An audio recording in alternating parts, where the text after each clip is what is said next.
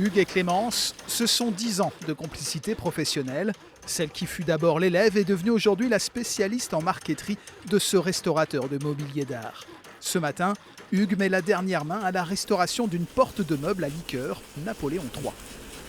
Faut toucher ses fesses de bébé. Cette cave à liqueur, elle est arrivée, elle avait dû passer 30 ans dans une cave. Elle était toute humide, elle avait perdu plein d'éléments. Elle était complètement déformée. Et là, c'est un sauvetage.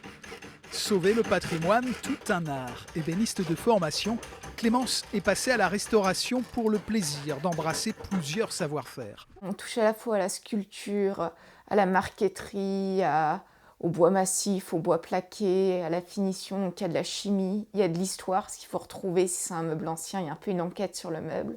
Cette pièce, donc, il a déjà fallu refaire des découpes de laiton, un peu de ciselure, et il manquait des pièces de nacre, donc il a fallu venir réincruster des morceaux de nacre. Patience, minutie, la restauration est un travail exigeant et respectueux du matériau d'origine. On essaye d'utiliser les produits qu'utilisaient nos anciens déjà. Quasiment tous les collages sont faits à la colle de poisson. Pour tout ce qui est colle chaude, on va utiliser les colles d'os et de nerfs.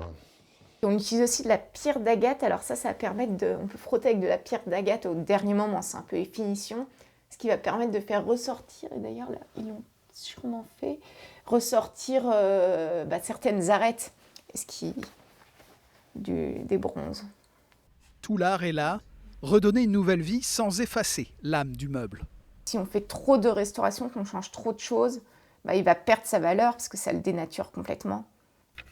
Entretenir les compétences, ressusciter la brillance du passé, sauver les meubles est un travail d'artiste.